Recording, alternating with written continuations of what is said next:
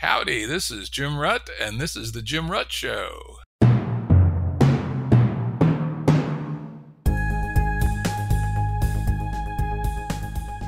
Listeners have asked us to provide pointers to some of the resources we talk about on the show. We now have links to books and articles referenced in recent podcasts that are available on our website. We also offer full transcripts. Go to jimruttshow.com. That's jimruttshow.com. Today's guest is Nadav Zeimer, a principal in Harlem in public high school in New York City. He's also the author of a very interesting book, Education in the Digital Age, How We Get There. Thanks, Nadav. Great to have you here. It's such a pleasure to be here, Jim. I heard about your book, I think it was from probably your publicist, actually. And I checked it out and I said, hell yes. This is a theme that we've talked about here on the show before. We had Zach Stein on, actually, for 3 episodes. He wrote the preface to the book. Yeah, I saw that. Good job that he did. An extraordinarily interesting guy. This is a different take. I would say in many ways a more tangible take on envisioning what a new education for the modern age might look like. You know, the book is really interesting. You must have done a tremendous amount of research on it because you recapitulate the history and mechanics of debt and money, the rise and fall of economic paradigms, the history of technology, the obsolescence of Econ 101, sense making, and lots more of the kinds of things that we talk about on the show. But mostly, not exclusively, mostly we're going to focus today on your ideas of building an entirely new educational infrastructure. In fact, probably better to say an educational ecosystem. Now, of course, we'll refer back to some of that earlier material in the book, and I do recommend it to listeners as a good and clear and commonsensical, and that's key, presentation of many of the ideas we talk about on the show. Absolutely. Thank you. And as usual, we will have links to the book and anything else that's mentioned here on the episode page on the show. Just go to jimruttshow.com and check out the episode page for this episode. Let's start with a brief story of your career. You graduated from college, and then what happened? So graduated from college with a degree in physics, but I did a lot of computer science, and to help pay for my college, I always worked. And so I worked in the information technology, the student services, where people go to the computer lab and help desk for professors and such. And I spent one summer during college working at a bank doing some software work. And so after college, I went out to Silicon Valley with my girlfriend, who was from around there, and got a job for Digital Equipment Corp in Palo Alto. But my day-to-day job was actually at Netscape. I went into software engineering and then did some consulting work and ran a metal fabrication studio at some point, and then came to New York to care for my grandparents. And I was still doing the consulting thing, so I could do that and work for New York offices doing the same kind of IT infrastructure consulting. And then suddenly became a high school physics teacher, robotics teacher, and then high school principal. I needed to go the private sector route to prove some things to myself, I think. And when I got that big job offer that I was waiting for, I suddenly didn't say no. I didn't say yes. And that surprised me. And it took me a few weeks to figure out that I just needed that offer. I actually didn't want that job. I like to work really hard and I like complicated things. And so doing that to make money, I felt like I'd get resentful at some point. But doing that for high school kids, I just couldn't imagine ever resenting working hard for that. So it made sense to go there earlier in my career before I went too deep. And so then I ended up here. Really amazing story, and really a gutsy move. I mean, how many people at a relatively young age turn down the career track, right? The big bucks, glory, maybe not, for a truly fulfilling and moderately, big city teachers are paid pretty good these days. A moderate lifestyle, but certainly no glory, shall we say, at least to the external world. I really commend you for that decision. It was a selfish decision, right? It was for myself. But yeah, I hear what you're saying from the outside. It might look altruistic, but it really is for my own quality of life. Of course, in some sense, nobody's actually an altruist, right? I think we actually all know that. You just have to understand what people's motivations actually are, right? Seldom do people actually work against their own interest. And then you worked your way up from school teacher to principal and into a pretty tough school in Harlem. It had low rankings, and over a period of years, you moved the rankings from the bottom to the top. How did you do that? So my staff did that. I really believe as a principal, as a school leader in a school, the teachers who have contact with the young people are the leaders. And so first step was leadership support and learning from my staff and learning from the right staff. My art teacher was kind of my main go-to person for all professional development because kind of that entry, I understood that the complexity that comes with interpreting a piece of art was the kind of thinking that I wanted the kids to be doing. So it was a focus on looking at what is critical thinking. And I had for a long time, actually since the late 90s, been looking at decentralized media. I had started a podcasting nonprofit before podcasting was known as such. We still distributed on CD magazines because the internet couldn't handle audio yet. And so I kind of was lucky to come into education with the software engineering background and with the media savvy. And so that idea of having high quality student work products in the form of media, podcasts or videos, and focusing on just generating really high quality content generated by the students, that led to a 7-year journey. But what was surprising for us, nobody expected our data to be that strong because the data is based on standardized tests mostly.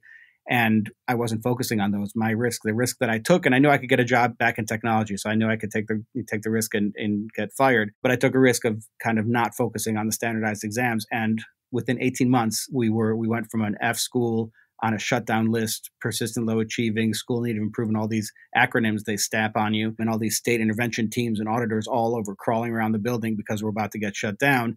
Within 18 months, we were a B school and A school and maintained that A top ranking for 7 years. So that surprised me. I had seen a little bit of that with my robotics team when I brought in media, and we made a documentary. Somebody made a documentary about the team. There's some kind of executive function of self-reflection that happens when somebody's making a documentary about you that I just brought into individual students' lives. And the other thing I'd say about that is I'm really data-driven, but data is like a menu, right? You don't eat the menu. So the data would just let me know which students to go talk to when and about what. But it wasn't that played a big role in our success, I think. But so for example, I would look to see changes in student performance. And so if a student's attendance went down or the assignment they get at the beginning of class, the do now, if suddenly they were always doing well in those, suddenly that dropped off, I knew something had changed, and I would just ask them what changed, just pull them in an office privately one-on-one and say, hey, what happened, or have a counselor do that. And conversely, you could have a student that's failing all their classes, and 1 week they're passing all of them. If you just look at aggregate statistics of the school, they're still failing all their classes. But if you can get that change for that week, you can go grab them in the halls and say, what the hell happened? You passed all your classes this week. There's no official grades. There's no report cards. But it's kind of a high frequency heartbeat, more than most schools that just give you data at the very end of the term after months of learning. We looked at gating data earlier so that we could intervene on both sides of acknowledging students and supporting them. That sounds like the way it ought to be, and unfortunately, oftentimes isn't. What's the name of the documentary, by the way? Maybe you could talk just a little bit about that robotics team, because that seemed to me a pretty interesting story. Yeah, I can send you a link to it. It's on YouTube now. It was called the G House Pirates, which was the name of the team. Cool. And basically, they went from a school that nobody would expect to do well in such a competition to one of the top teams, right? We were the first all-minority team to compete nationally. We beat all the private schools and public schools, but all the private schools included. We beat in New York City, second place in New York State, and that includes Rochester, like these massive teams that have massive industry behind them, and we were able to take them down just with brute force. I mean, we had 6 weeks to build the robot, this 5 foot tall, 120-pound monster. And I lived at the school during those 6 weeks. I'm not supposed to tell anyone that because we're not supposed to stay overnight at the school. But I had a cot in the lab, and we would work through the night for 6 weeks. I didn't have a family back then, so I could do those crazy things. But that's how we pulled it off. Is just brute force. You and I both know oftentimes it's perspiration, not inspiration, that's the answer. It was that Thomas Edison, I think, said that. I don't remember how many times it appeared in your book, but the word work ethic is a word you use a lot. Yeah, and people, across the political spectrum agree that it's kind of we're losing it, because screens are sucking our attention, and we don't realize that we're handing over value to the screen instead of using the screen to support us to, meet the goals that we're setting for ourselves, which is a true digital native, I think, would be using the screen to generate value rather than letting it suck value from their life. But there's an issue with critical thinking, I think, and with what you call work ethic, just being able to declare you're going to do something and get it done. That is a weak muscle among our people in our society generally, and our youth in particular. Yeah, I hear it from a lot of employers that, people that have jobs that require, serious attention to detail, really hardcore stuff. Like I was talking to a guy who has a roofing business. They do high-end custom roofs and repairs on custom roofs. And you really have to know what you're doing. You're operating on a roof, right? You can easily fall off and break your ass. And he's got 8 open jobs that pay damn well, doesn't require any higher education. And he's basically just looking for high work ethic, non-drug using, attention to detail kind of people. And he says he can't find them here in the middle of a pandemic with a 15% unemployment rate. Yep. That's amazing, but not that shocking. And I think that what you mentioned about drug use, legal or illegal, I think everybody's drugged up because we don't have that work ethic. Actually, working hard and the rewards, the psychoactive rewards you get from accomplishing things, is what those drugs are filling in for. I think there's a human need to do hard work and to feel successful in your own right with your own standards. And without that, I think we all, everybody's medicating themselves in one way or another. Yeah. And then attention to detail also, the essence of our current economy, as you go into in the book, is essentially attention hijacking. We'll get to that a little bit later.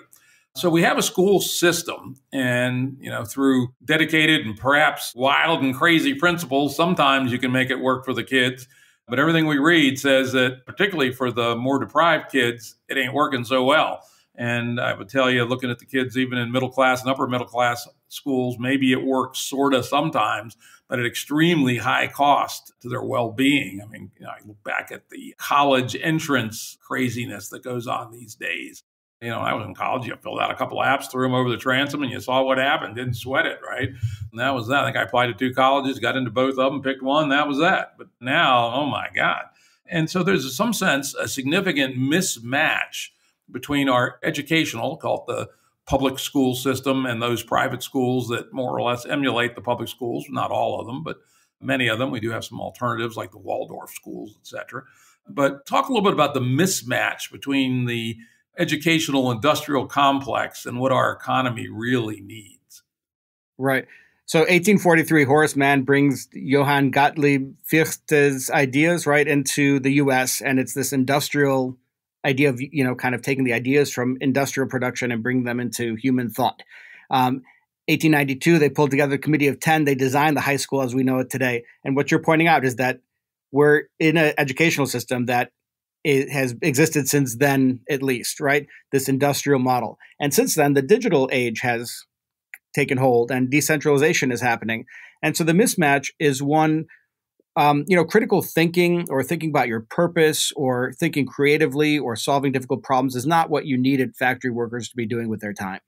And the industrial model of education was brilliant for what it was designed to do, and it's outlived its usefulness because it was so effective. It's hard to let go of because it was such an effective tool to increase literacy and numeracy, and it had a lot of other impacts, I think, that were really positive. But today it's just outlived its usefulness, and we're living in a world that's still run by those schools. So that's kind of the big context. Now, getting into some of the details, the system right now is top down. It's coercive, right? It forces you to sit in, and I'm thinking about high school. That's my area of expertise. I think it's very different. You mentioned Waldorf schools. I grew up in the Waldorf schools in elementary, but I think that's a different beast. For high school, where you sit in a room for 42 minutes and then the bell rings and you go to another subject, that's all the industrial bells and Carnegie units where seat time is how you measure learning.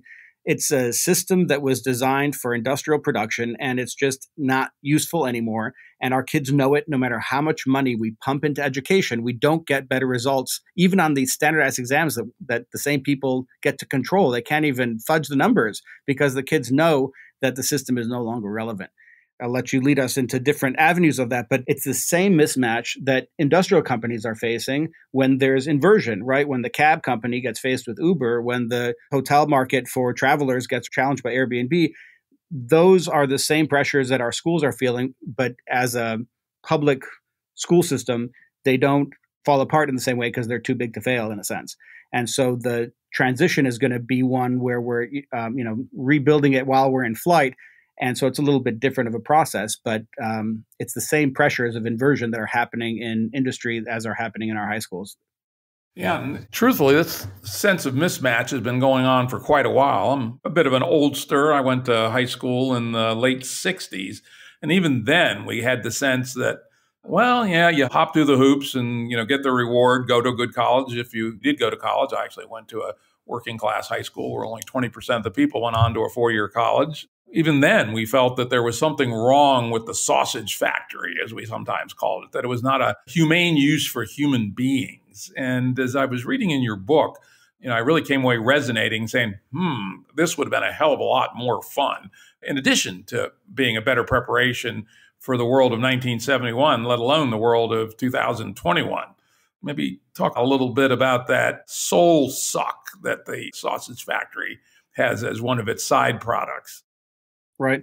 So the main engine that drove the economy, and our high schools were designed to prepare kids for this engine, is make stuff so we can create jobs, so we can have people buy more stuff so that we can have more jobs, right? That was the loop that ran everything. And so we were trained in high school to be consumers. And that includes consumers of how to think, right, from the textbooks and the standardization of thinking and the standardized tests. Today, to make money, you have to be a producer of content, right? You have to get an audience. You have to have people follow you. And then that audience is what starts generating money in a digital economy, that attention, people's attention. So it's just a very different way to think, because the old industrial model was based on things like fossil fuels, where it was zero sum. I have it or you have it. We can't both have it. But information, in an information age or an ideas economy, you want things to get copied and spread. The more somebody spreads your tweet, the more social capital you gain. So it's a collaborative, positive sum dynamic. And that change from a top-down coercive system to a bottom-up collaborative system, it can't be gradual. The classroom, when you walk into classroom, when I walk into a classroom as a principal, I can see the ones that are bottom up, where the students are generating the learning, where it's their genius that's on display. And then you can see the ones where it's the teacher's genius on display and the students are there told to mimic and regurgitate. It's a flip, right? It's a switch. It's not a fader. And so that's where we see ourselves right now. I think with COVID in particular, we're hitting a breaking point where we're either going to have to flip the switch, or our schools are going to just completely fall apart. No one's going to go to them. Yep. It's an opportunity, right? It's an opportunity to accelerate a change that was likely to happen someday.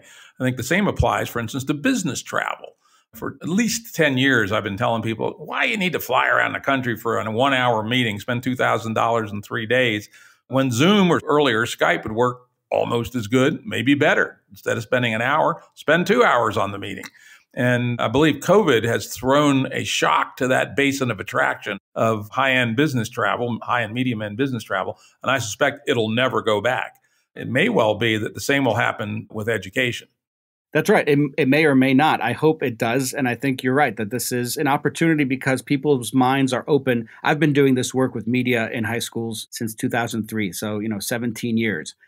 And all of a sudden, people are willing to see what I've been seeing, what people that my teachers have been seeing, that shift from students asking, will this be on the test, right? And wondering what the brand of thinking they need to regurgitate is for that test, flipping over to students producing quality work and focusing on that student content as the measure rather than the standardized test as the measure, because that just measures how good of a robot you've become. And we have robots now. We don't need people to act like robots anymore. Yeah, all right. Now, the one thing that I raised my eyebrow at a few times in the book, maybe you can explain what you really had in mind here, was very strong focus on digital native artifacts, podcasts, videos, etc., as an end in themselves and as entering into what you call the dopamine opioid economy. Is that really what we want for our civilization, to have ever higher level of attention hijacking, ever higher levels of simulation, nobody out getting their toes in the soil, nobody making anything? I got to say, I'm a little skeptical of, at least where at a first order naive read, that approach would seem to head. So there are two pieces there. I totally agree with you that the screenification, the hijacking of our attention, that is not digital native. Digital natives are the ones that are going to learn to resist those forces and generate value on themselves. The economies, the cultures that learn how to produce content are going to be the ones that make money, not the ones that are consuming it, not the ones that are, beholden to the apps and pouring their attention into it for others to control and others to manipulate. my proposal here, the innovation in what I call academic capital, is based on uploading a representation of your work as a podcast, as a video, as code. But it's not that people aren't getting their toes in the water. I think high school should not be students sitting in classrooms. It should be students out at a protest, covering it as journalists and telling that story, preparing before they go with what questions they're going to ask in the historical context, coming back and editing. I want them out interviewing the elders in their community, doing projects, interacting with the world to understand physics. And you can do that now with your phone and document it and shoot, and edit and make something that's researched and revised and relevant to what they're interested in. What's important now is that we teach students skills that will give them the critical thinking so that they cannot be manipulated for economic gain. They can't have the corporations manipulate them to buy things, and they can't have the politicians manipulate them to fit into a box. Our democracy and our economy become anti-fragile when people can think in more complicated, complex ways and have their own positions that are not the same as everybody around them. So that diversity of thought and of experience is what I'm after. So take Airbnb.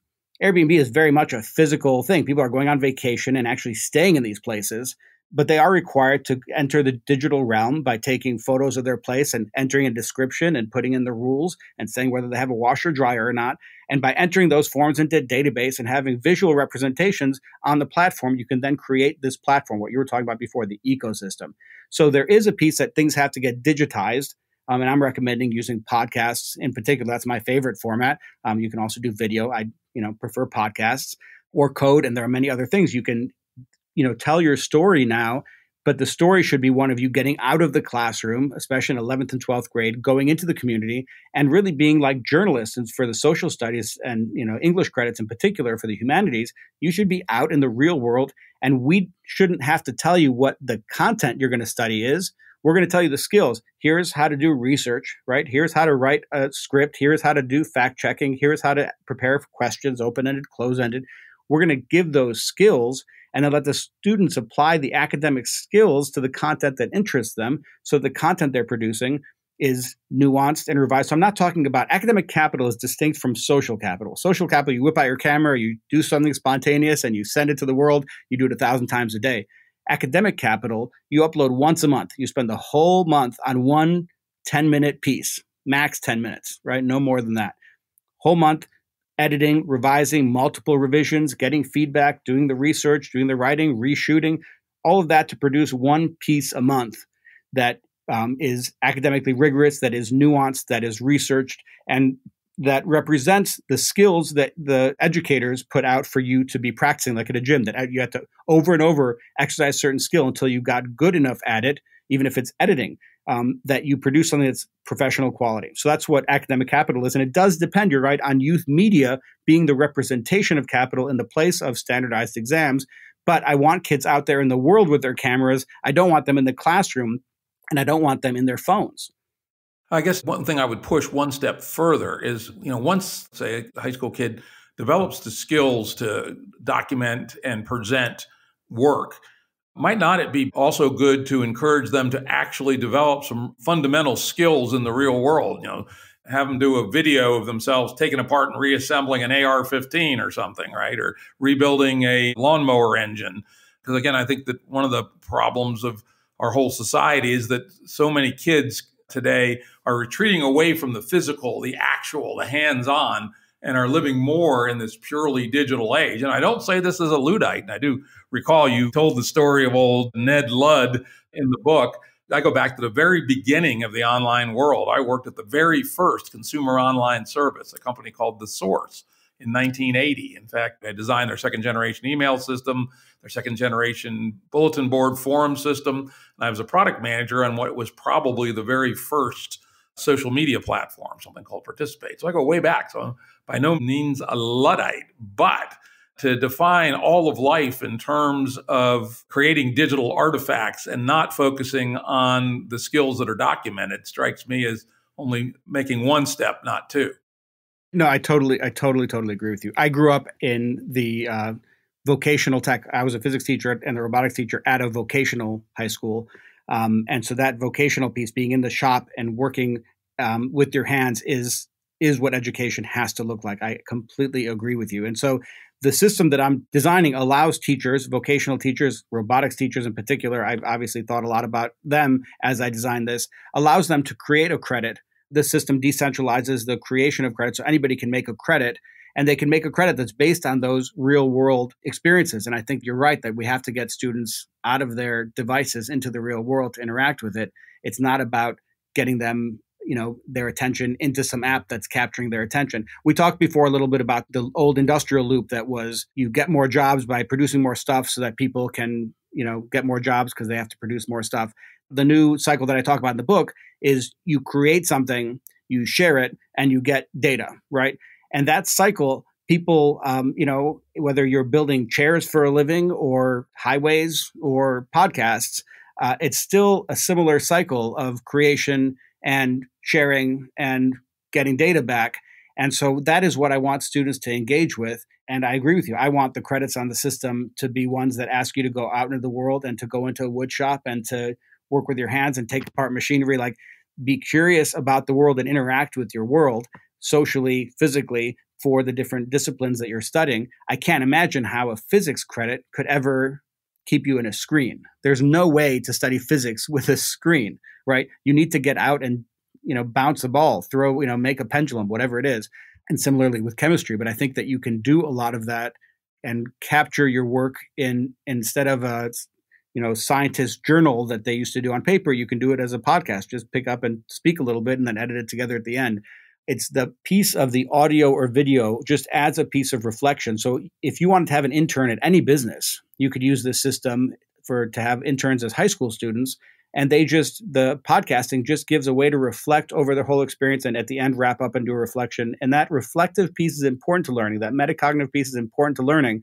And so I think it always benefits from having that's why I got that data in the school to move so quickly, because students were being recorded and they could then hear what they said. There is something in that process of recording and listening and then thinking about and recording again and journaling. It's like keeping a journal. That process can always support any work that you do. But I totally agree with you that we cannot, if this has kids end up in the screens more, we have failed. Indeed. You also, and I could tie back this to actual world projects, you have actually quite eloquent, one of the better discussions I've ever read about crowdfunding and how it's a pull model rather than a push model for creation, right? The traditional is more or less ripping off your rhetoric here. So this isn't my idea. This is yours.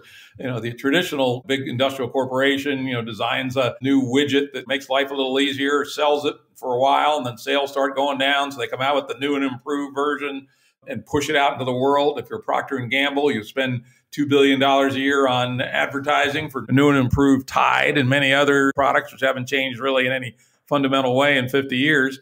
While crowdfunding is very much the opposite, right? You have an idea, you put it out there, and if people resonate with it and pre-commit, then you build it, right? Quite interesting. And it would seem to me that in this model of encouraging the high school age kid to engage with the world, crowdfunding could be a remarkable way. First, they have to learn the technique, right? You don't want to have them use it on real bullets on the very first one, but maybe the second one, they may actually put up a crowdfunding proposal that they're prepared to execute upon should it actually gather some attention. Absolutely. And so that model of the crowd intelligence driving the work rather than a CEO at the top deciding, what's going to happen, map that onto a classroom, right? It fits perfectly. The CEO was the model of the teacher that would tell the students they would be the manager of the classroom and they would do a lot of classroom management, right? And it was all about controlling and coercing and warehousing our young people. And increasingly, the more they understand that what they're learning is irrelevant, the more we have to focus on coercion to keep them in those damn classrooms studying this crap that comes from a textbook that's totally out of date. Imagine if the students are creating the content. That's what I'm talking about here with these credits. If the students are the ones creating the content, that is the crowdsourced model working in the classroom. And a great project is to actually do a crowdsourced model in the business sense, where you put out an idea and try to get it pre-funded. Whether they succeed or fail, they'll learn a ton from that.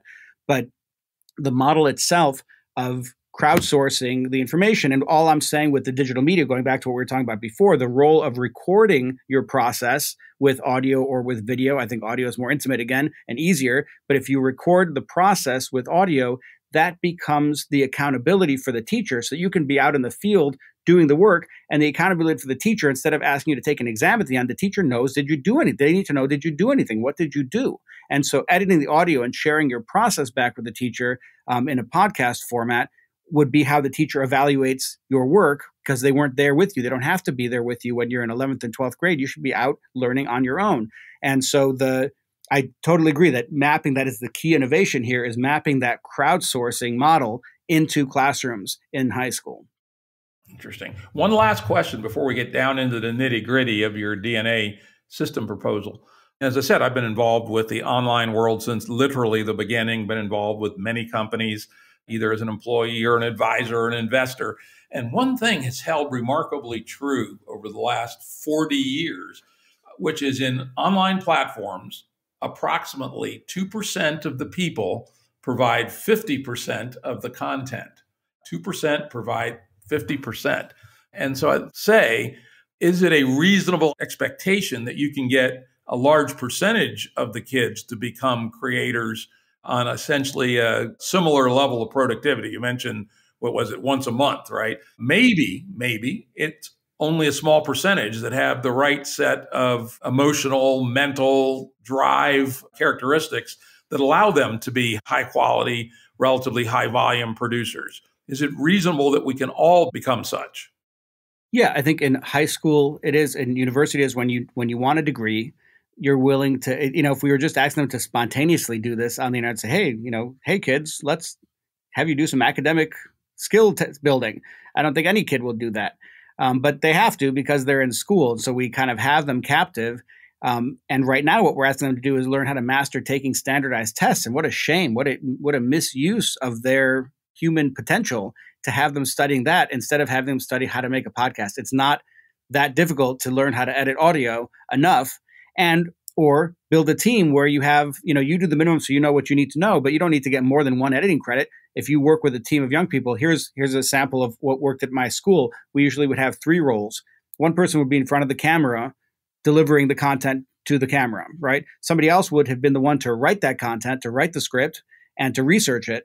And somebody else will be doing the audio and video, and that piece, doing the technical side. And so a team of 3 then can work together.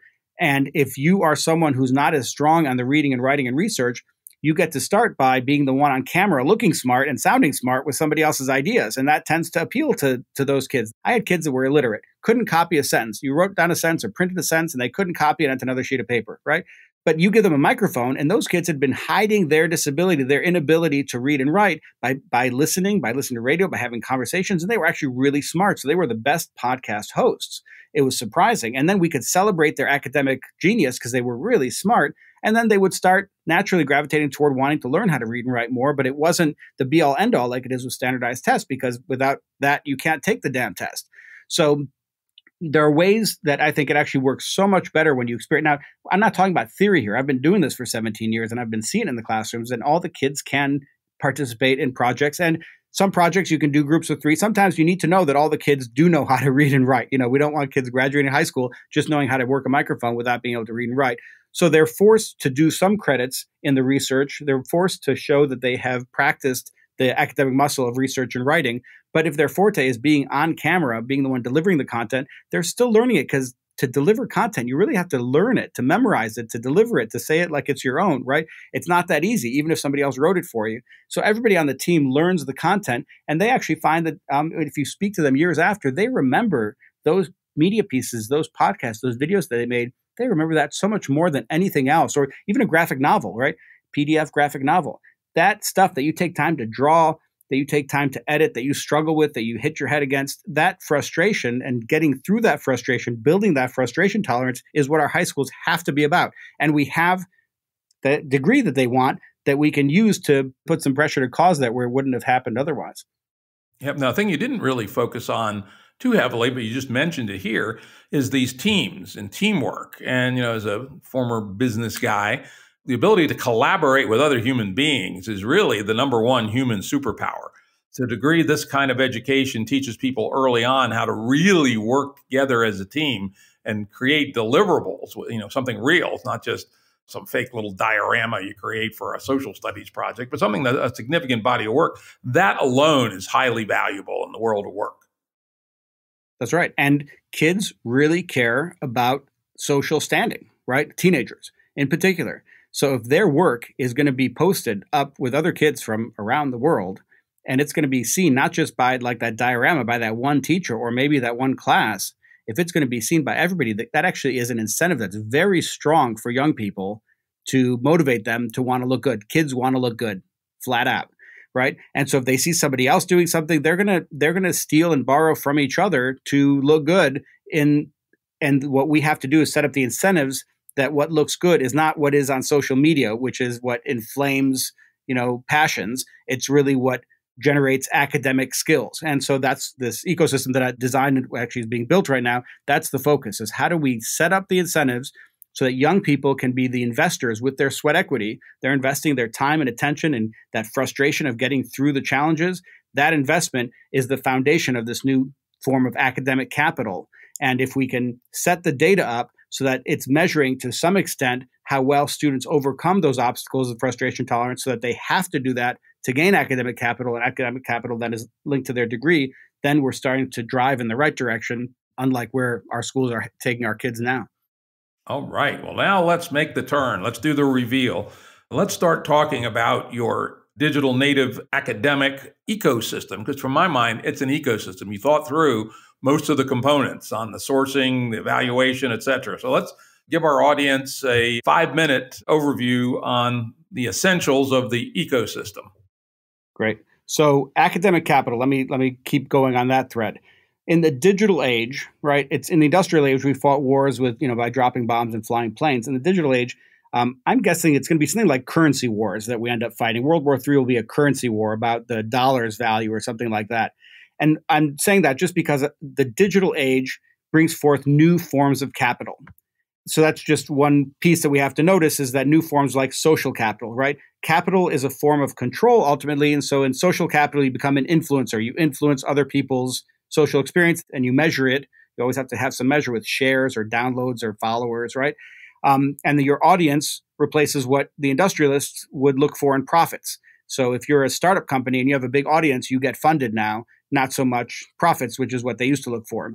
And that's that dopamine opioid economy that you were talking about. Now, that's social capital. Another new form of capital is this academic capital. So for high school in particular, students invest that sweat equity. That investment becomes the foundation of the data set that measures this form of capital.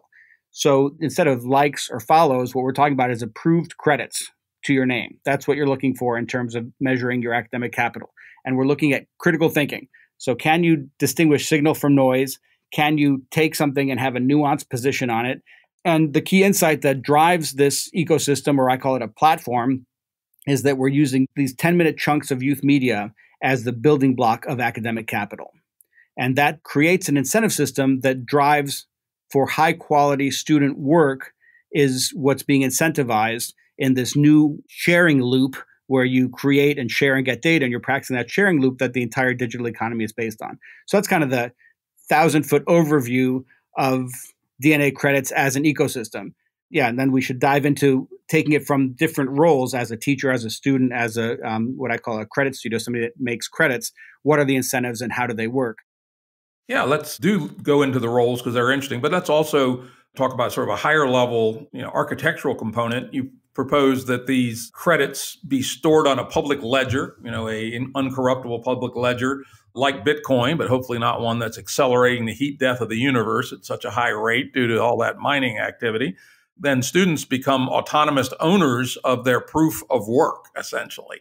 So that, let's say they have accumulated 10 credits in the area of audiovisual production. They go look for a job in that area, or employment, because you talk about probably the world of jobs is going to continue to go away. But gig employment in audiovisual world, they could send the public keys to those artifacts of theirs to the hirer, and they could then review the work itself in a way much more profound than just looking at a resume. So I think that's important for people to understand. I'm a high school administrator, right? So what the change I'm talking about here, I'm not talking about tearing down our schools. I'm not talking about anything radical or crazy. We're talking about a small administrative shift from moving from a centralized administration of high school credits to a decentralized one. The centralized, and we haven't talked about this too much, but the centralized high school credit today has almost no value. A high school, if you don't know the name of the school, if it's a school you've never heard of, it's a public school somewhere in New York, and you get a transcript and it says they got this many credits of this, you have no idea what that means. And colleges don't trust it. So they need these AP exams and SAT exams and things to see if people can actually read, right? So the current high school credit system is easy to compete with because it's crap. I'm an educator in New York State. So let me just compare the new DNA credits to New York State credits. So a New York State credit is measured in terms of hours of classroom seat time, how long you're locked in the classroom with a teacher that's certified, right? That's not easily adapted for remote learning. It's also not a great measure of a credit. For DNA credits, one credit is earned in 1 month of full-time work on a final product. So it's 40 hours times like 4.5 weeks. So it's about 180 hours of work is in one credit. The New York State is 108 hours of classroom seat time. Now, if you assume it's kind of shocking. The first thing that I thought is, wait, if you're only going to earn one credit at a time and you're going to spend 1 month on each credit, you're not going to get enough credits in high school. Well, it turns out if you get rid of September and June, because you need to welcome and you need to close down the year, from October to May is 8 months. 8 times 4 is 32. That's 10 credits more than you get in high school, annualized credits. Annualized credits in New York State, you get 22 credits to graduate in 4 years. So this taking 6 classes at a time, 5.5 classes at a time, where the bell rings every 40-something minutes, you actually get less credits than if you could just focus on one project at a time in your last 2 years of high school, 1 month at a time, and do quality work and upload at the end of the month after multiple revisions. So that's the other piece, is this system requires 3 revisions minimum that you upload in the course of that month. So you're doing you're practicing the thing at least 3 cycles before you upload the final piece. So the transcript that you would get is what you were talking about. It's a transcript or a portfolio that you could share with employers, and every credit, you could click on the credit if you're online, or if you're in printed form, you scan the QR code, and you can see the work that went behind that credit. So you could check the value of the quality of the credit yourself. A university, instead of interviewing a kid or instead of doing anything, could either trust these credits, say, wow, they got this many of these DNA credits, or they can click on each one of them and see the work itself to see what the student was capable of doing. So the transcript itself has the proof of work built into it, unlike the New York State transcript that you get right now and say, oh, what was your SAT score? Right? Because the transcript itself means nothing. Not to mention the fact that in the old system, the teacher that grades you is the same teacher that's delivering instruction, the same teacher that wrote the content. It's a terrible system because very few teachers are good at all of those things.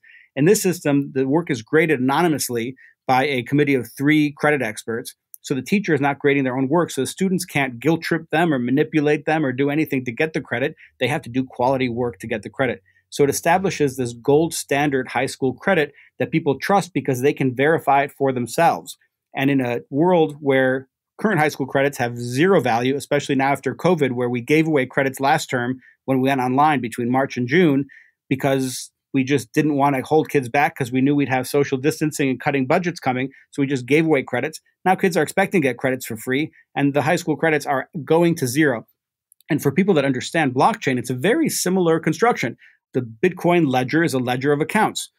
The person's name, how much money they have, right? This is the same thing. It's a ledger of accounts, your name and the credits. So all we've done is taken the administration of high school credits away from the state of New York, away from the states, and put it in the hands of a community of educators who are not being reelected every 4 years, who can think long-term and think what's good for our kids, as opposed to the politicians who define credits for New York State right now, who always want the numbers to go up. So they keep watering down the standards. And that's how we just keep printing too many standards, just like we print too many dollars. And that inflation goes up. And now we have totally inflated grades that have 0 value. So it's a really easy market to compete in. If you notice from the book, I believe in capitalism. I believe in greed to drive useful systems.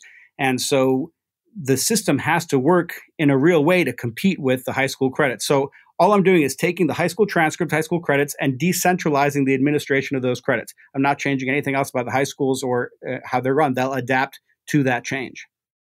Yeah, and I was hoping you were going to be a little bit more radical, which is to break up these large granular credits into smaller credits. And I suspect if you don't do that, you may have a impedance problem. I mean, you're a physicist, you know what impedance is, right? How do you actually communicate a whole credit's worth of information in 10 minutes? Let me give you an example. Let's suppose the person's looking for their 9th grade civics credit. right? Now, there's a shitload of content in a ninth grade civics course, how a bill becomes a law, states, counties, and local, how do they work together? What is federalism, And of course, many schools aren't doing such a good job, but I was lucky to go to one that did do a good job. We got a full year of this kind of civics education. Now, in a 10-minute video, I might be able to explain how a bill becomes a law, but I certainly couldn't come even close to surfacing all the things that you really ought to learn if you're going to learn the equivalent of ninth grade civics. So is there impedance mismatch between the content on one side of a standard high school credit and the delivery vehicle, a 10-minute podcast? So when students flip from, it's a great question.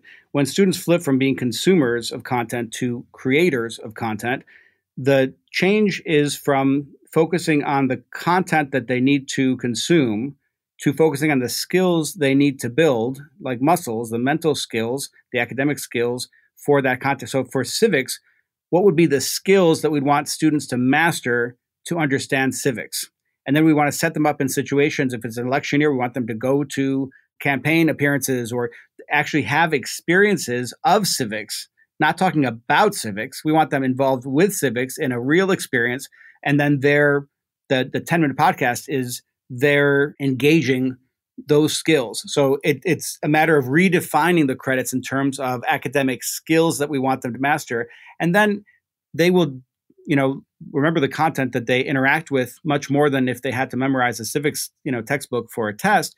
But they will also gain some genuine curiosity and interest in the content because they'll understand the importance and they'll have that experience of how much power they have or don't have or what the problems are with the system by interacting with it in reality, not in a textbook.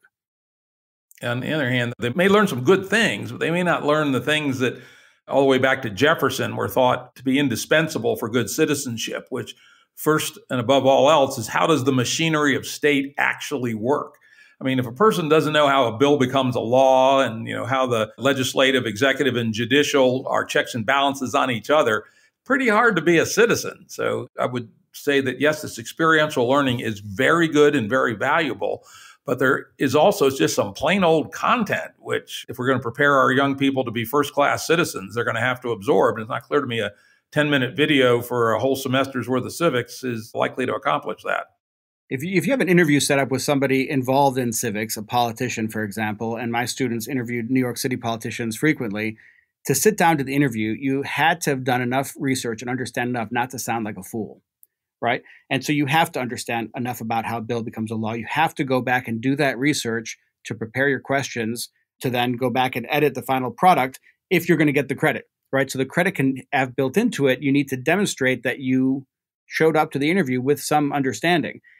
Now, are we going to be able to have standards that have our checklist to say, do the students know this particular piece of content and this one? No, that's an old industrial way to do things. And I don't think it's working because you ask people what they learned in high school about this stuff and they don't remember any of it.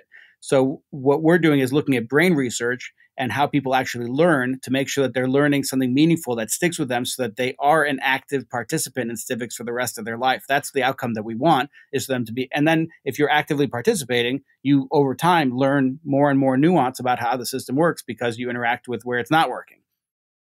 Okay, that's, I think, reasonable. Like anything else, I'm a great empiricist. I'd say try it and see if it works, right? And you've been trying it. And we have been, right. So it's when you see the kids work. I think the difference in me sharing this with people and people that haven't experienced it is I've seen all the hundreds and hundreds of videos these kids have produced. Music video. I mean, some of the most moving stuff were music videos. And I would say, how in the hell can you make a music video to cover civil rights? And then you see if you've ever seen on YouTube, there are these guys that do the challenges between historical figures, epic rap battles of history. Have you ever seen any of those? I've heard of them, but I've never actually seen any of them. Those are the kind of things that students make. And you watch one of those, they're 3 or 4 minutes. They're very short. And you can get that the people that wrote that content knew the history. They had to study that shit to put it together and to write that rap. And so that's the kind of content. I've seen it. You have to experience it. It's just like I'm saying about the kids and learning. You have to experience this kind of content to see how 3 or 4 minutes can convince you that this kid learned something about the content. And epic rap battles of history, I think, are the greatest example of what I think high school students should be producing. They're irreverent, they're intelligent, they go into depth, the production quality is high. I think that's the kind of stuff I imagine coming out of our high schools at a much higher rate than it is now. Very interesting. Well, let's go down into the details a little bit further. We talked about the fact that these credits would be stored on a public ledger where they couldn't be corrupted and they could always be accessed and distributed by the students to whoever had a need to have access to them. The role of the teachers, you renamed catalysts, as I recall. Talk about a little bit how the classroom teacher changes their role quite dramatically in this system. Yeah, so a system like this, just like when you opened up taxis with Uber, you suddenly had a lot more people becoming drivers. So there's what I call catalyst in the book is a coach, is somebody that's helping the young person with the podcasting or video editing, with the digital literacy skills, right? The old literacy was reading and writing. New literacy involves editing and, discerning videos. And so they're helping with those digital native skills because some classroom teachers won't have that. And so this system offers them a coach that works like tech support, online coach that supports them in those pieces so that a classroom teacher can take on these projects, even if they don't know how to produce a podcast or make a video themselves. The catalyst plays the role of the educator of the digital native skill set. Now, a classroom teacher, a younger classroom teacher, might be able to do that themselves. And so they can sign up onto the system and tell the kids, hey, when you sign in, let's put me as your coach. And then that teacher, by becoming the coach, gets to access some of the benefits, some of the incentives of the system.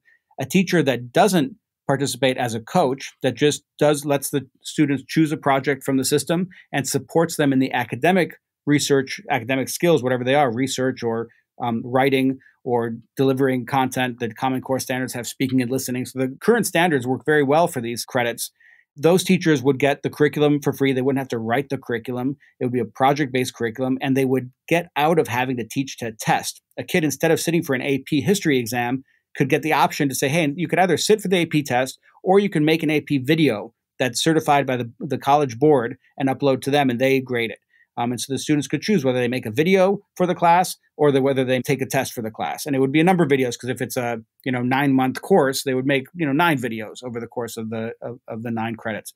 So the classroom teacher has a few options. Now, if they choose to be that digital coach, the incentives are very strong because they then, if you become a digital coach and you become very effective, that all your students that you coach earn the credit, which means that when you told them that they thought their work was ready to be uploaded, that anonymous committee of credit experts, when they evaluate, say, hey, yes, indeed, you were right. That one is ready for a credit. That earns a credit. A teacher that reliably does that then can flip over to the side of being a credit expert based on their track record of showing performance with students, actual students producing these credits. And when you are a credit expert, you get paid $30 per 10-minute piece you evaluate. So depending on how long it takes you to grade a 10-minute piece, and just say credit, no credit. You're not giving a 60 or 70 or any of that. You're just saying 1 or 0, credit, no credit, pass or fail. And you can make a nice side hustle in the evenings. Instead of becoming an administrator, like I did, becoming a principal, you can stay in your classroom and a few nights a week or a few days on the weekends, you can grade pieces and make up to $180 an hour doing that. And that's what decentralized administration of credits looks like. Instead of these people working for the Department of Education with all their union stuff that ends up focusing on adult interests, not on what's good for the kids and on political interests, these people work from their homes, kind of like Uber drivers or Airbnb hosts, grading work that they are experts in grading and then getting paid for that. So there's an incentive to become one of those catalysts, but also as a classroom teacher, you can use the system just to get high quality curricula and have to do a lot less work yourself, including grading the final project you don't have to even do yourself. So there are incentives, both ways. And one of the things I liked a lot about your system, being a person who understands human nature a little bit, I think, you need checks and balances, right? When people are, as you say, the teachers are doing the teaching and they're doing the testing and they're doing the evaluation, right? Right. Your system had what you called gatekeepers, who there, I think you had another name for them too, I don't remember what it was, for the people who approved or didn't approve the artifacts. Talk a little bit about that, and particularly how do you get a standard of quality that a community of gatekeepers are more or less in agreement on? Because it would be very unfair if this gatekeeper would pass this artifact and this gatekeeper wouldn't. That would be a sort of a fundamental flaw in the system.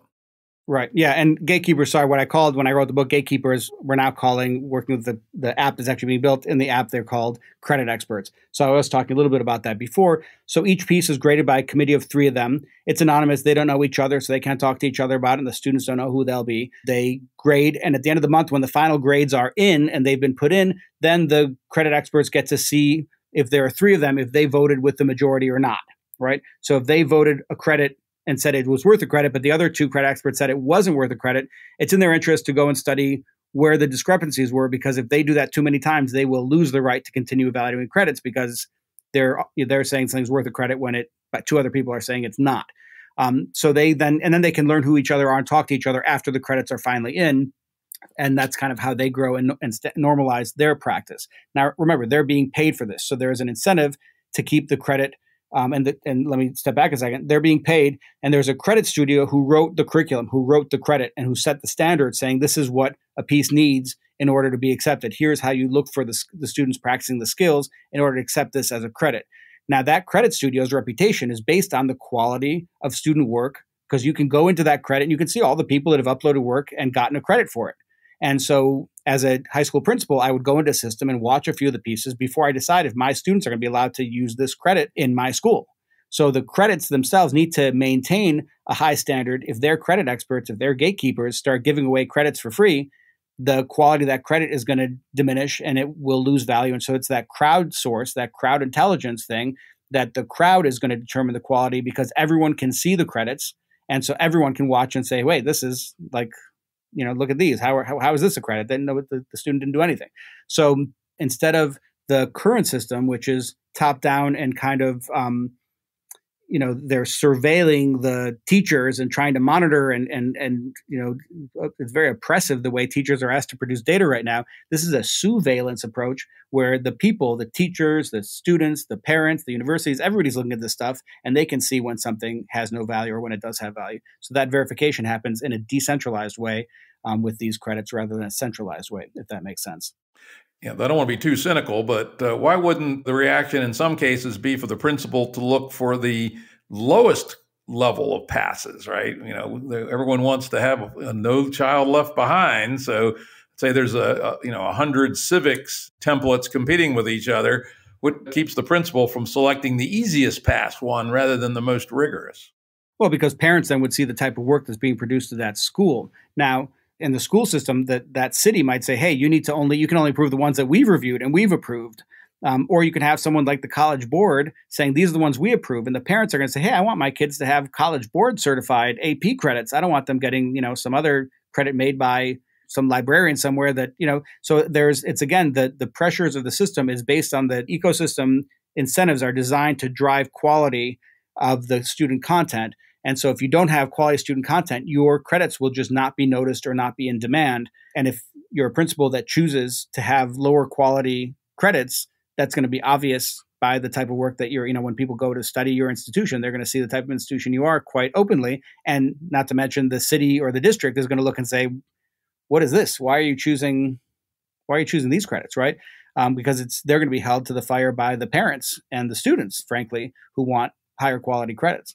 Yeah, I can see the curation would certainly help you to say this one's been approved by Harvard, right? Exactly. If you want to have your credit counted at Harvard, it has to be here, what we would probably see in such an ecosystem. It's why I called it an ecosystem. It's more than just a platform. That's right. Because if it's an ecosystem, there can be life evolving outside of the formal protocols of the initial system itself. So it actually gets richer over time in a way that Uber only slightly does. A true ecosystem gets much richer over time than Uber has, right, in terms of the number of things it's built. One of the things you might expect is for there to be independent bodies that then certify these templates. And as you say, let's call it the Ivy League Consortium or something. It says, exactly, this set of themes is acceptable to the Ivy League. And then you're going to see all the sub-Ivies adopt it and all the tier one state research universities adopt that same curation standard. And then for high schools where any percentage of the people are looking to get accepted to at least a tier one state school, pretty much going to have to go with that curation standard, something like that. Right. Otherwise, I could see, frankly, not all principles are great. Everything is on a curve. And unless there are some checks and balances, it would be easy to see principals take an easy way out and going for the easy templates with the soft gatekeeper. No doubt. And think of it from the College Board or from Harvard or from Apple even, right? If you want, having that name on the credit will give it some prestige. So they have some influence in the system to say, hey, here's our brand of critical thinking. But instead of having to create the content, they can just go and look for which teachers have produced something that they really love based on the student work that's produced. So some teacher working out in Kansas might produce a really great curriculum that the College Board then grabs and says, hey, we're putting our stamp of approval on this one. And that teacher is getting recognition and making money for their work that they had just been doing with their own students. And now students across the country can benefit from it because the College Board had said, this is now an AP credit. So the College Board gets this source of creativity, of decentralized innovation that they can just look and curate the best stuff because everybody wants to have their label on it, rather than them having to, from the top down, create these standardized tests that evaluate whether people are smart or not, right?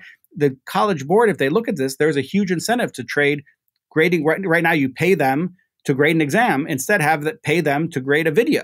And that video content, they can just look and grab the best stuff, because what teacher wouldn't want the College Board to put their stamp of approval on it? There's nothing to lose.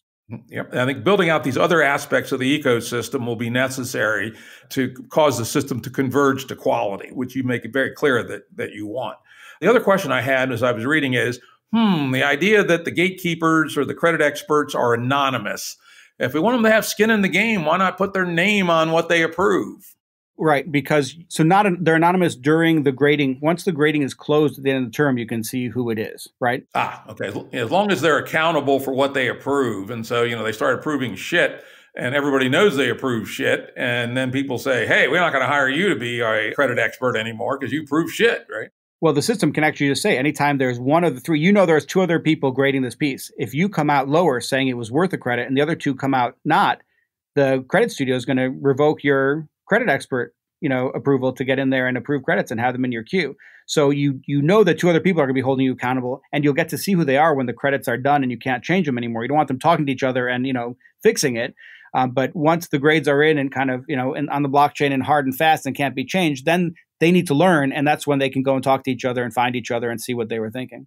Okay, good. So I misunderstood it. So as long as the credit expert is not anonymous on the blockchain, then I think the ecosystem tendency to converge to quality will work. And there's less pernicious potential collusion. I'd say that, right. There's a fair amount of game theory where even if you don't know who the other people are, you realize you all have kind of a prisoner's dilemma situation. We'll all be sleazy, right? And if we're all sleazy, we all get paid off. So there are some ways to collude, even in ways that are anonymous. So having that second thing that the certifiers have to be public in their certifications after the fact, I think is important. Yeah, and all of these things, I was very skeptical of a lot of this distributed governance stuff. And Bitcoin is really what had me start writing the book and figure this out. I just can't believe that Bitcoin exists, right? That the incentives worked out so that we can decentralize money. If you can do it to money, you can do it to high school credits. Maybe. The issue is that money is actually easy because it's a fungible product. Every dollar is like every other dollar. Every credit's not like every other credit, and every student's not like every other student. So I would say it's actually going to be a lot harder to build the governance mechanisms and the guardrails on your system than it was for Bitcoin. Bitcoin is actually remarkably simple. It's one of those things when I read Satoshi's paper a couple of months after it was published, I slapped myself on the forehead and said, damn, why didn't I think of that, right? But your system's going to have, because of the fact that all the elements are unfungible, it's going to be a lot harder. This is a squishier problem. But Bitcoin is at least an existence proof that things of this sort can work. So that right. Makes us hopeful. Now, the other obvious question to sort of think about the structure is, how does it deal with potential for cheating, right? What keeps a fluent parent from hiring a Hollywood video producer and, a top-notch New York City script writer to work with their kid to produce a knockout video? Right. Well, I mean, it's the same thing that happens now with, tutoring for, you can get tutored now to ace these tests without really knowing much of anything. You just learn how the tests work. In this system, what we haven't talked about is the anti-bias piece of how these blocks are formed. And we want this to be a world where what zip code you come from should not determine your educational outcomes, right? That's the ideal. And so what this system does is says, let's start operationalizing that and measuring how effectively we're doing that by saying how many kids in each zip code are earning these credits. And let's require for example, and this isn't the anti-bias criteria will be set by students, but it could be, for example, that every zip code has to have a comparable number of them to form a block. They can get the credits. Okay, you can earn the credits without being part of a block. And we haven't talked about the basic income piece, but if the students get to be part of a block on the academic capital blockchain, they form a block of academic capital, that means they're going to be paid out in this internet funny money for 25 years. They're going to get basically a basic income of money that's not worth anything unless they make it worth something. So cryptocurrency, which will have whatever value the community creates it to have. So every zip code would have to participate equally. So if the Bronx in New York City only gets one of these certain types of credits, then only one person from each other zip code could get one of those credits. And so people that want to game the system have to then be incentivized to help people in every zip code game the system. You can't just help your zip code if you want to get this basic income and form academic capital, which is kind of the most prestigious part of these credits. There are a lot of credits, though, that will be in the system that will never form blocks of academic capital. They'll just be credits on your portfolio. And so for those individual credits, sure, private school could have an editing lab and could have Hollywood producers. Just like when we did the robotics team, some of the teams had, their teams met at General Motors fabrication plant with laser cutters, and they had advantages that we didn't have. That's going to be a reality in producing high quality content, but it's much easier to fake it on a test than it is faking it on a video where you're on, when you're producing the video and it's that you can't just copy and paste somebody else's video. Or you can't just learn how to game the system. The student would have to learn enough about video production. Yeah, they can hire tutors and coaches, certainly, and to get an advantage. That is going to be part of most systems of high stakes data. Yeah, though, of course, in artifacts, it may actually be easier to cheat. At least in a test, you have to stuff it into your head, if only for one day. With an artifact, frankly, you could, other than having a person on the screen, all the rest could be cheated. They would have to be pretty pernicious cheating. The adults involved would have to know they're cheating because there's 3 revisions that they're doing. So they would have to kind of do a low quality version first to upload and get some feedback. They'd have to go through the process with this coach. Somebody would have to really be interested in have this cheating mentality of pretending, of faking to be the student throughout the month of 3 cycles of revision and throughout the communications. And you have to pretend to be them in the discussions and in the feedback sessions. And right. So it's to have a team produce content, there's a lot of interaction that happens. And so to get somebody to sit in for you and all that interaction is really a pretty deep level of cheating that an adult or a movie producer would have to be involved with. But of course, as we've seen, the length some parents will go to that's a fact. It's ridiculous. So something happened. I did have 2 ideas on how to push back against cheating. One would be to develop partnerships with the tool companies and or build a meta app. A meta app would be much better because that way we could plug any software tool into it that literally monitors the student doing the work, uses the camera, does some machine learning on the keyboard sequences, et cetera, and builds a verification file attached to the work product, which if there's any question by the content experts, the credit experts, they could then dig into this audit file and see, was that the kid himself doing the typing or doing the audio editing, et cetera. And then another one, which may actually be better because it's so simple and yet so powerful, is have associated with each one an oral examination, kind of like, the PhD oral exam, but 5 minutes worth. Oxford, yeah. And it'd be really hard to fake an oral exam, right? Say, well, how did you use Audacity to do this editing? And they go, huh?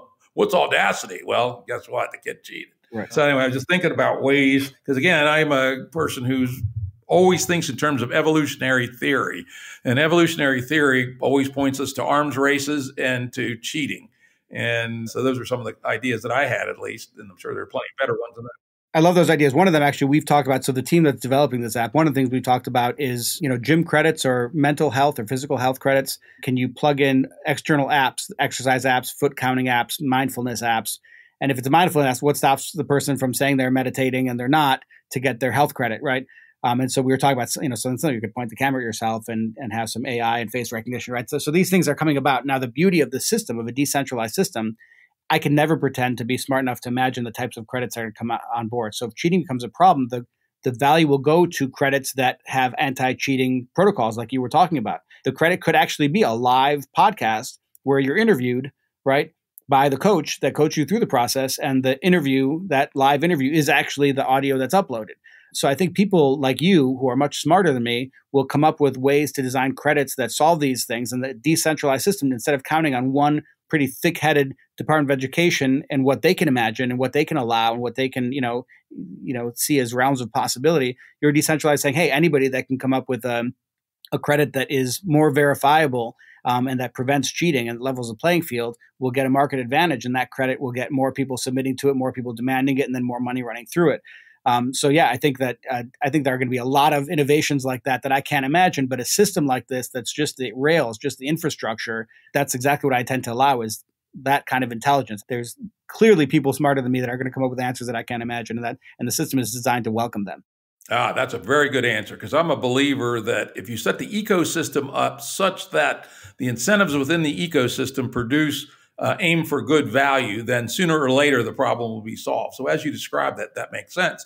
So those people who publish templates for credits, some of them may have some of these anti-cheating mechanisms built in, right? Exactly. They could have either application monitors, or they could have oral exams, or they could have who knows what, EKGs, That's right. Who knows what the future may bring. But yeah, if you have the ecosystem such that there are incentives for the template producers to, make them as secure as possible, and they can compete on their security as well as the other aspects of the process, then over time you would hope that the ratchet of competition would move the system towards a better and better place. And you are absolutely right. There is nobody smart enough to figure all this stuff out in advance. It's all one step at a time, one step, two steps forward, one step back. Complex systems are inherently unpredictable. And the only reasonable way to proceed is via empiricism and experiment. Right. And increasing the number of experiments being conducted. And that's what this intends to do, is just explode the number of credits that we're trying to see which ones work. And remember what we're competing against. In this COVID era, people are not going to go sit in a room to take an exam together. They're not going to crammed into a room with no windows to take exams much more. So people are taking these exams on computers at home, possibly. So how do you ensure the security?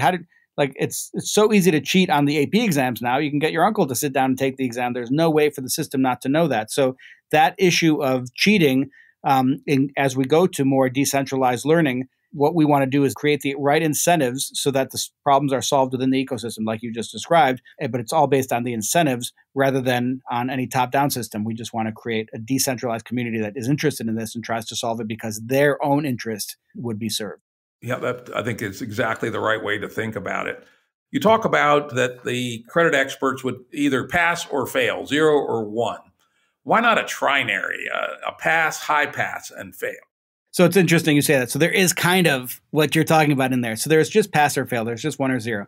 But there is that incentive to get onto, to create a block of academic capital. And when you create a block of academic capital, again, you get 25 years of this basic income put into your wallet in cryptocurrency. So there is an actual incentive for young people to want to get onto these blocks. And the only way to get onto the block, aside from the meeting the anti-bias criteria, is to go above and beyond on a certain credit. So if the people grading your credit say this work didn't just earn the credit, they went above and beyond, you actually get a fast track to get into that basic income opportunity. So there's really just pass, fail, and above and beyond. And that above and beyond is intended to encourage kids to go further, not because right now, in so many schools, you just want to do the bare minimum to get past. And so we wanted to put an incentive in to have kids go way beyond in a month. If in that month they can, go deeper than they were expected to, and show off that there is actual financial prize waiting for them for the ones that do that.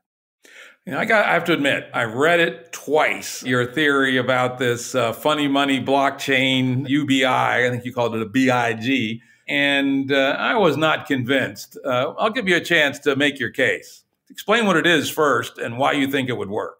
So it's important that our educational system, first, let me just say that we've talked about it a little bit, but having diversity of thought in a classroom, if you're in a big city, if you're out in the country, it's a different thing. But if in your community there is diversity, but in your classroom there is no diversity, there is a huge piece of education that's being missing if everybody thinks the same way in a classroom. It's much better if you have diversity of thought to generate, the kids that come out of the diverse classrooms will have, many social skills and understand different cultures in ways that are very important. So I think that diversity is kind of a foundation to critical thinking. And I was looking at how to incentivize critical thinking in that sense, how to incentivize students to go and find people different from them and have conversations with people that don't think like them to generate this content rather than just staying within comfortable, familiar ways of thinking.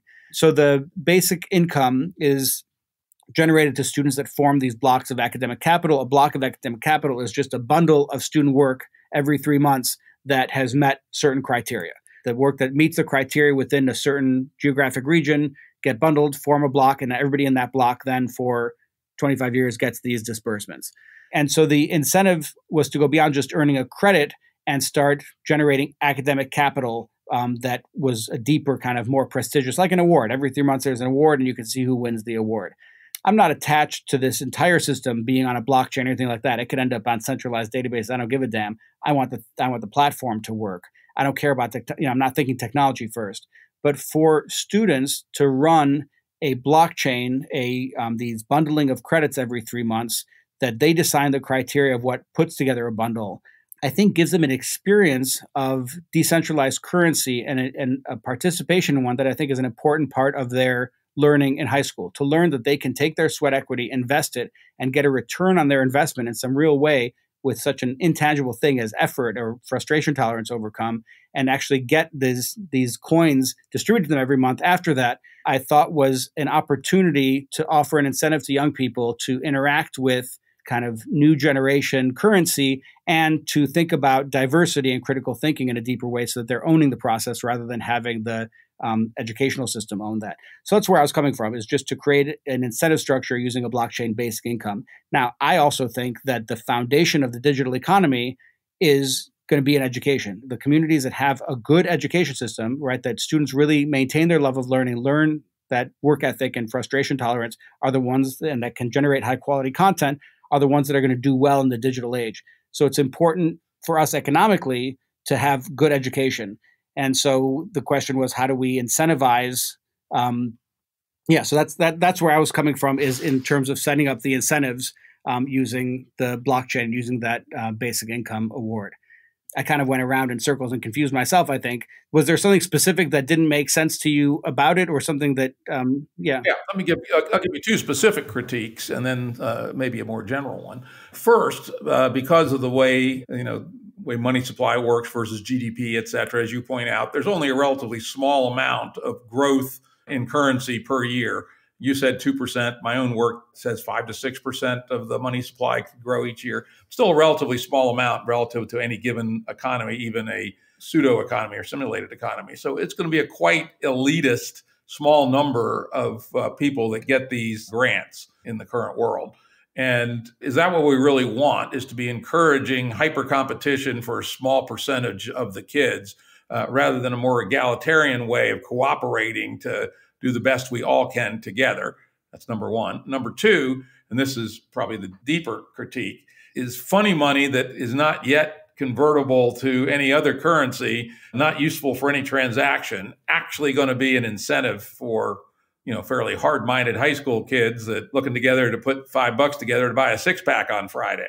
Right. Those are two great points. So the first point, we're talking about only high school. So these are if we can have a digital cash system where the inflation is printed by putting money into these kids' wallets, high school graduates who are the most digital native that have produced the best content based on these criteria, if we can put it into their pockets, it's actually that 2% inflation or 5% inflation is even better. It's actually not that elite, especially at the beginning of the system where cash needs to get into distribution for the, money can't be useful unless it's widespread enough that people, if only one person has all the money, it's really not useful. You want to get it out into a lot of people's hands. So at the beginning of the system, there will be maybe a 10-year period where you have to ramp up to the monetary base. And so at the beginning of the system where it's unfamiliar, it would actually be almost everybody gets a credit could probably get onto the blockchain and get this incentive. And then as time goes, you would get down to that 2 to 5% inflation rate, right? Now, even that 2 to 5% inflation rate, once you're at a monetary base, if you're thinking of just high school kids, what percentage of population are kids graduating high school right now, right? That's already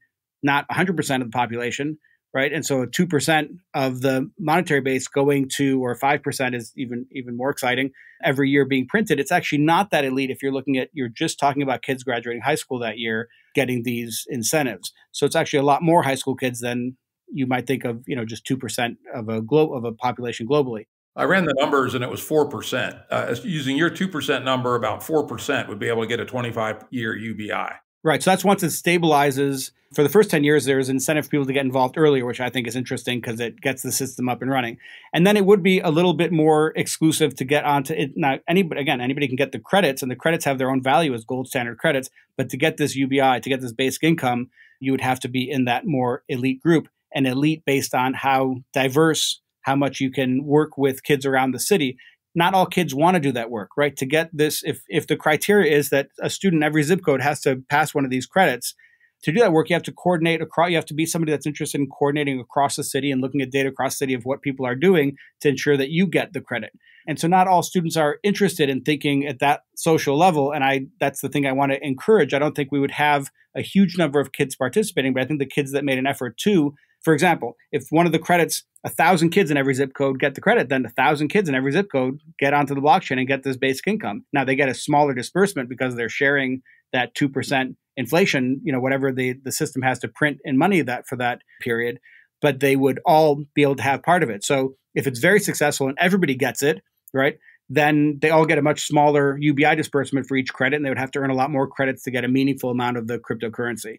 So it doesn't have to be exclusive a number of kids. If a lot of kids across the city, get it, and it's in that sense, anti-bias that all zip codes are successfully producing it, then a lot of kids would get this award, and the award just would be worth a little, or a lot less.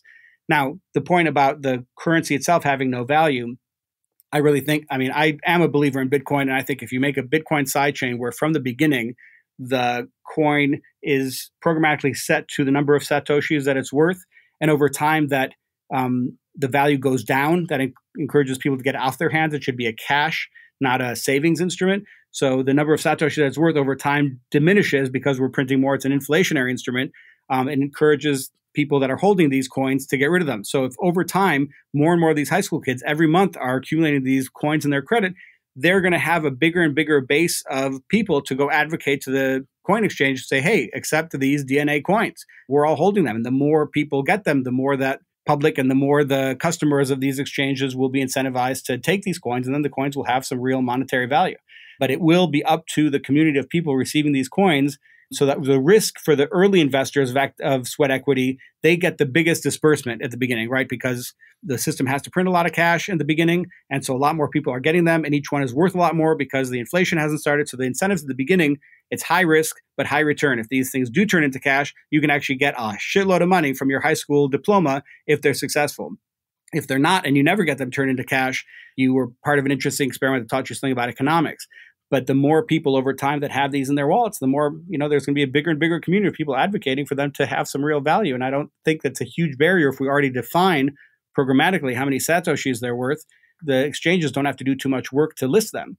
And then we can start exchanging them. And because they're, losing value over time as cash, people would have an incentive to transact in them, not to hold on to them.